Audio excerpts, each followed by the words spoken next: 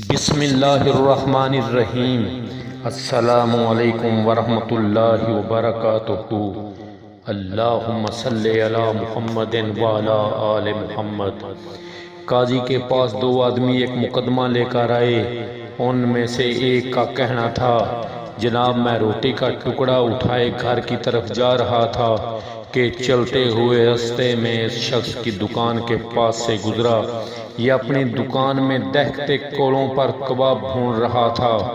بھنے ہوئے گوشت کی مہک نے میرے قدموں کو جکڑ لیا تو میں نے وہیں کھڑے کھڑے روٹی کے لقمے بنائے اور اس مہک کے تصور میں مزے لے کر روٹی کھانے لگا۔ میں نے جب وہاں سے جانا چاہا تو دکان کے مالک نے مجھے پکڑ لیا اور کبابوں کی مہک کی قیمت مانگی۔ کیا یہ مناسب ہے جناب؟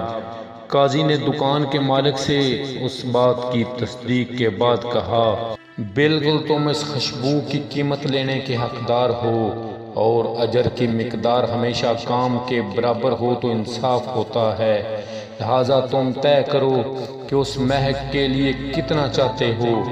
اس نے جواب دیا، 5 درہم جناب۔ قاضی روٹی کھانے والے شخص کی طرف متوجہ ہوا اور کہا، 5 درہم نکال کر زمین پر پھینک دو۔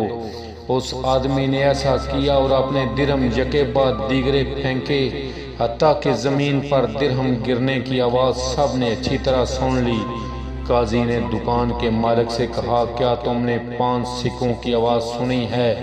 اس نے جواب دیا، ہاں جناب، میں نے درہم زمین پر گرنے کی آواز کو سنا ہے۔ قاضی نے کہا، سکوں کی وہ آواز اس خوشبو کی قیمت ہے۔ اس نے ناک سے کھایا اور اب تم نے اپنے کانوں سے اپنی قیمت وصول کر لی ہے۔ آخر میں تمام دوستوں سے گزارش ہے کہ ہمارے چینل کو لائک کریں، سبسکرائب کریں اور پلیز گھنٹی کا بٹن دبائیں۔